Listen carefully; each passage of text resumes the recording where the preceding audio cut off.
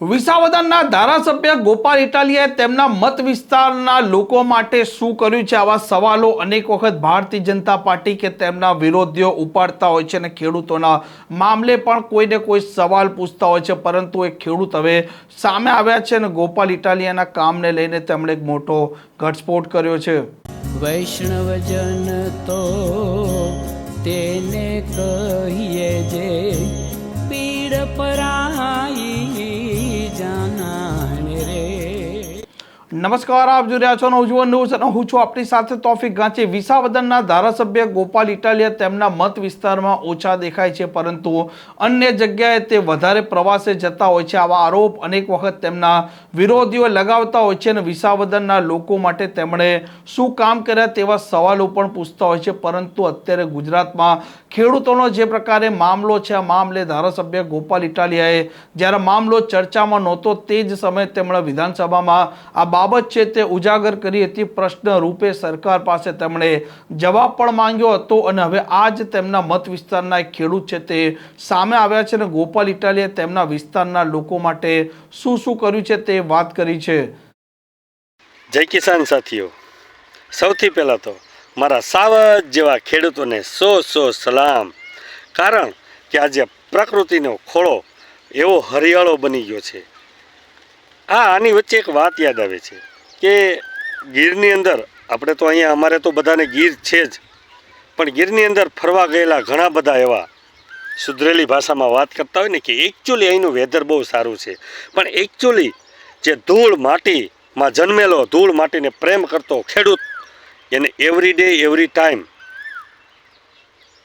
અને એની time weather બહુ મસ્ત હોય છે. કારણ કે એ ખેડૂતનો દીકરો છે, જમીન માટીને પ્રેમ કરે છે. અને આપણે વાત કરવી છે, આગળ વિડીયો જોજો પૂરો, આપણે વાત કરવી છે એક સારું એવું કામ, સારા કામની જે વાત હંમેશા કરવી જ જોઈએ. અત્યારે તો ખરાબ કામની વાત વધારે ફેલાય છે, પણ સારા કામની વાત ફેલાવી જોઈએ.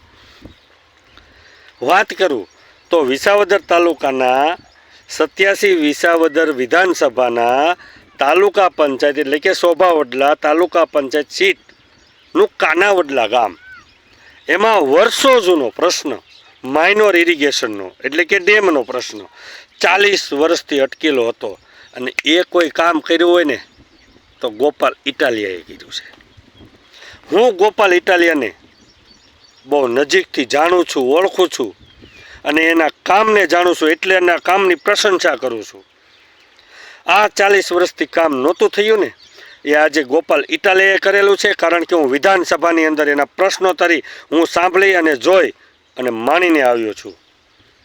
એનો આક્રમક અંદાજ મેં અને તમે જોયેલો છે. ભૂતકાળની અંદર જ્યારે વિધાનસભાનું સત્ર ચાલતું હતું ત્યારે સોશિયલ એક્ટિવિટી સોશિયલ મીડિયા દ્વારા, પ્રેસ મીડિયા, ટીવી મીડિયામાં તો નહીં આવે કારણ કે આ બધું વેચાઈ ગયેલું છે, પણ સોશિયલ મીડિયા આપણું પોતાનું છે અને એમાં શેર કરેલી વાત હું અને તમે સૌ જાણીએ છીએ. એમાં સૌની યોજનાની વાતો હોય, ડેમની વાતો હોય, જંગલ ખાતાની વાતો હોય,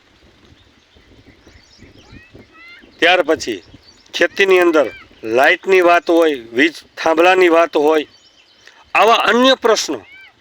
મારા ગામનો મેઇન મુદ્દો, શોભાવડલા ગામનો મેઇન મુદ્દો પ્રોટેક્ટેડ ફોરેસ્ટ PF નો પ્રશ્ન હોય. 11 ગામની અંદર આવા પ્રશ્નો ચાલી રહ્યા છે.